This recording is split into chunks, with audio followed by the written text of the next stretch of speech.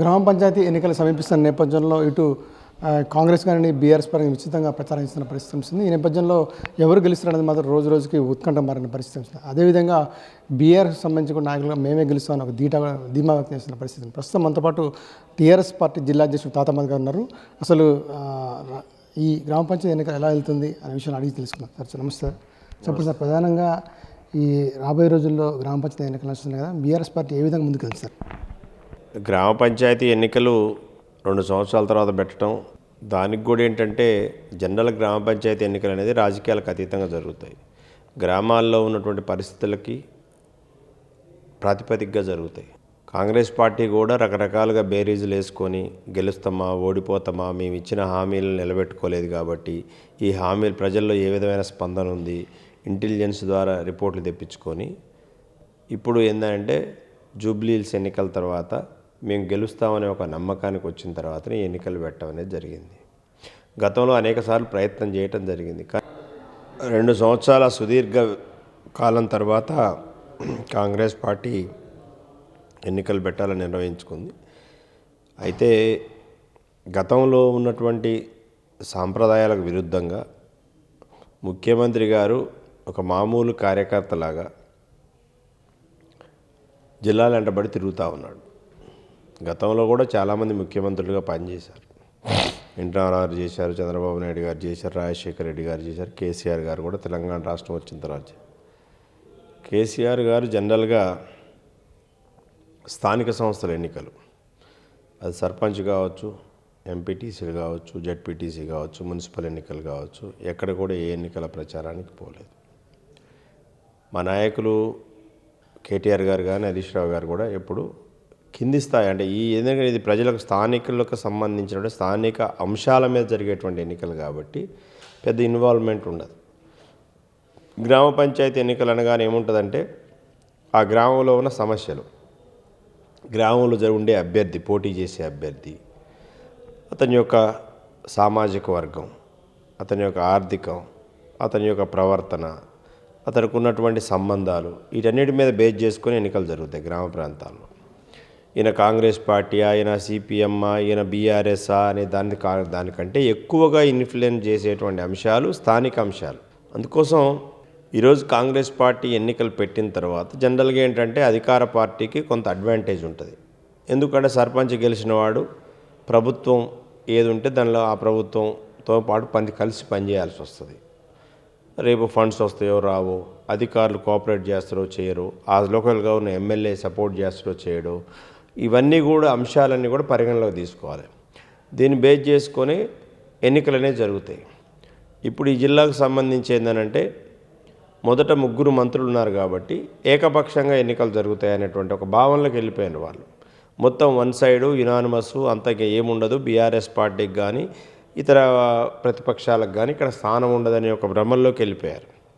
కానీ intelligence report ఏమిచ్చిందనంటే మీకు గ్రామ ప్రాంతాల్లో బలమైన పోటీ ఉండబోతుంది, ప్రతిపక్షం కూడా ఒక బాధ్యతాయుతమైనటువంటి స్థానాలను గెలవబోతున్నారని రిపోర్ట్ ఇచ్చిన తర్వాత మంత్రులు కూడా గ్రామాల చుట్టూ తిరగడం మొదలుపెట్టారు. ఏ స్థాయికి వెళ్ళారు అంటే ఎమ్మెల్యేలు వార్డు మెంబరుగా ప్రతిపక్షం నుంచి పోటీ చేసే వాళ్ళని కూడా పిలిపించుకొని వాళ్ళని భయపెట్టి ఓ పక్క అంటే సామధాన భేద దండోపాయాలన్నీ కూడా ఉపయోగిస్తూ ఉన్నారు.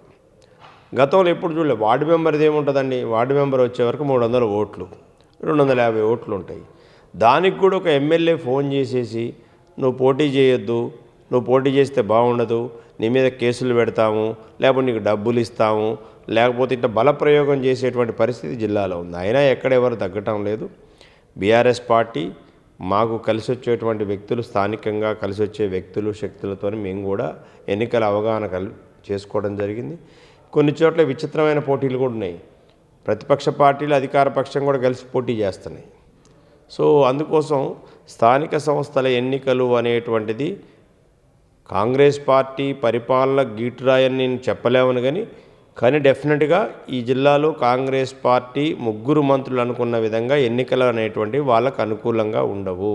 సార్ 3 మంత్రులు 10 అంటారు కదా, మరి గతంలో బీఆర్ఎస్ పార్టీలో చేసిన వాళ్ళు తుమ్మల నాగేశ్వరరావు కానీ, అదే పొంగులేటి శ్రీనివాసరెడ్డి కానీ తుమ్మల నాగేశ్వరరావు గారు కూడా బీఆర్ఎస్లో మంత్రిగా ఉన్నాడు. కానీ ఆ రోజు ఎక్కడ కూడా గ్రామ ప్రాంతాల్లో పోయి మీరు ఇచ్చేయండి అది చేయండి ఆ రోజు కూడా ఆయన చెప్పలేదు. ఎందుకంటే ఆయన చెప్పిన గతంలో జరగని దాని విషయాలు ఇప్పుడు కాదు కదా.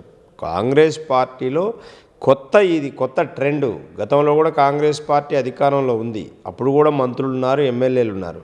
కానీ గతంలో ఏ పార్టీ ఉంది, బీఆర్ఎస్ ఉందా, కాంగ్రెస్ ఉందా, తెలుగుదేశం ఉందనేది కాదు. గతంలో లేనటువంటి ఒక కొత్త ట్రెండ్ ఇప్పుడు ఈ ఎన్నికల్లో కనపడతా ఉంది. ఎమ్మెల్యేలే స్వయంగా తిరిగి కిడ్నాపులు చేపిస్తున్నారు. ఇప్పుడు ఇల్లందులో ఒక బీఆర్ఎస్ పార్టీ అభ్యర్థిని కిడ్నాప్ చేశారు, స్వయంగా కేసు పెట్టారు, కనిపించట్లేదని చెప్పి. 4 రోజుల తర్వాత ప్రత్యక్షమైంది, ఆమెకే టవల్ గప్పారు, ఆమె భర్తకు గప్పారు, ఈమె మా అభ్యర్థిని డిక్లేర్ చేశారు. ఆర్ఎంపులో ఉంది బీఆర్ఎస్ పార్టీ సర్పంచ్ అభ్యర్థికి డబ్బులు ఆఫర్ చేశారు, చేసి అతనికి కండవ కప్పేసి అతన్ని అభ్యర్థి డిక్లేర్ చేశారు. ప్రజల్లో వ్యతిరేకత వచ్చింది. అందుకోసం ఏమంటున్నానంటే గతంలో లేని ట్రెండ్ ఇప్పుడు కొత్త ట్రెండ్ సృష్టించారు ఈ జిల్లాలో కాంగ్రెస్ పార్టీ, రాష్ట్రంలో కాంగ్రెస్ పార్టీ. ముఖ్యమంత్రి స్వయంగా వచ్చి ఆయన ఎన్నికల ప్రచారం మొదలుపెట్టాడు. నిన్న చూడండి మీరు ఎగ్జాంపుల్గా కొత్తగూడెంలో ఎర్త్ యూనివర్సిటీ అనేది శాంక్షన్ చేశారు, సంతోషం. ఎర్త్ యూనివర్సిటీ ఖమ్మం జిల్లా రావడానికి సంతోషపడదాం. దానికి కూడా డాక్టర్ మన్మోహన్ సింగ్ గారి పేరు పెట్టారు. వారు మన ప్రధానమంత్రే కాకుండా గొప్ప ఆర్థికవేత్త. ఈ భారతదేశంలో ఎకానమీ డెవలప్ కావటం కోసం సంక్షోభంలో ఉన్న ఆర్థిక వ్యవస్థను గట్టెక్కించడంలో కీలక పాత్ర పోషించినటువంటి వ్యక్తి మన్మోహన్ సింగ్ గారు. ఎప్పటికీ గౌరవిస్తాం. నేను ఆయన ఎప్పుడు కాంగ్రెస్ పార్టీగానో ఇంకొక పొలిటికల్గా చూడను. ఆయన ఈ దేశం కన్నటువంటి ఒక ముద్దు బిడ్డ. కాబట్టి ఆయన పేరు మీద పెట్టిన ఒక యూనివర్సిటీ పెట్టినప్పుడు ఆయన్ని గురించి ఆయన ఎలివేట్ చేయాలి. ఆ మీటింగ్ అనేది ఎలివేట్ చేయాలి. అక్కడికి వచ్చినటువంటి సరే నీకు జనం ఎట్లా రాలేదు, రాకపోతే నువ్వు పిల్లలు తీసుకొచ్చినావు, చిన్న పిల్లల్ని, వాళ్ళకన్నా చెప్పాలి కదా హూ ఈజ్ మన్మోహన్ సింగ్ అనేటువంటిది. మేము ఎందుకు మన్మోహన్ సింగ్ పేరు పెట్టాము, మన్మోహన్ సింగ్ గారు ఈ దేశానికి చేసిన సేవలు ఏంటి అనేది దాని మీద ఒక ఆడియో విజువల్ ప్రజెంటేషన్ చేయాలి కదా.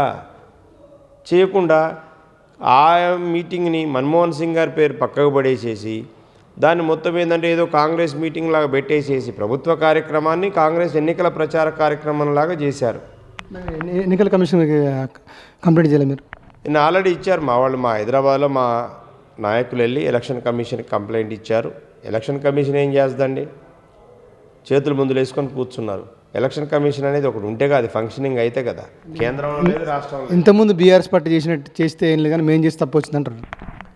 బీఆర్ఎస్ పార్టీ ఏం చేసింది, ఎలక్షన్ కమిషన్ మాకు ఎప్పుడు సపోర్ట్ చేసింది. మేము ఎప్పుడు కూడా ఎలక్షన్ దాన్ని వయలేట్ చేయలేదు ఇంతవరకు. మేము మా కేసీఆర్ గారు తిరిగారా, కేటీఆర్ గారు తిరిగారా, హరీష్ రావు గారు తిరిగారు ఎన్నికల కోడ్ను ఉల్లంఘించి? ఎక్కడ కూడా తిరగలే. మేమే పోలేదు గ్రామ పంచాయతీలకి, ఇంకా వాళ్ళ దాకెందుకు? మీరు అడుగడుగున నిబంధనలన్నీ కూడా తుంగలో దొక్కుతుంది. శంకుస్థాపనకు వచ్చి శంకుస్థాపన గురించి మాట్లాడాలి, యూనివర్సిటీ గురించి మాట్లాడాలి, ఎడ్యుకేషన్ గురించి మాట్లాడాలి. కాంగ్రెస్కి వచ్చి ఫుల్ బాటిల్ క్వార్టర్ బాటిల్ అని మాట్లాడే ముఖ్యమంత్రి రాష్ట్రానికి ఉంటే దౌర్భాగ్యం. చిన్నపిల్లలు పసిపిల్లలను ముందు పెట్టుకొని ఫుల్ బాటిల్ ఇచ్చేవాడికి ఓటేయొద్దు, క్వార్టర్ బాటిల్ వచ్చేవాడికి ఓటేయొద్దు అని ముఖ్యమంత్రి ఏం చెప్తారు ఆ పిల్లలకి? వాళ్ళకి వస్తే ఏం చెప్పాలరే, మా ముఖ్యమంత్రి గారు వచ్చాడు, ఇడికి ఇంత గొప్పగా స్పీచ్ ఇచ్చాడు, ఎడ్యుకేషన్ గురించి మాట్లాడాడు, ఫ్యూచర్ గురించి మాట్లాడాడు, మన్మోహన్ సింగ్ గురించి మాట్లాడాడు, ఎర్త్ యూనివర్సిటీ గురించి మాట్లాడాడు, మేము 4 విషయాలు నేర్చుకున్నామనేటండి. మేము కూడా ఇప్పుడు చిన్నప్పుడు వాజ్పేయి గారి మీటింగ్ జరిగితేనో లేకపోతే వెంకయ్యనాయుడు గారి మీటింగ్ జరుగుతున్నాం, పుచ్చలపల్లి సుందరయ్య గారి మీటింగ్ జరుగుతున్నాం, మేము కూడా వెళ్ళేవాళ్ళం. వెళ్తే వాళ్ళు ఏం చెప్తారని నేను వచ్చేవాళ్ళం.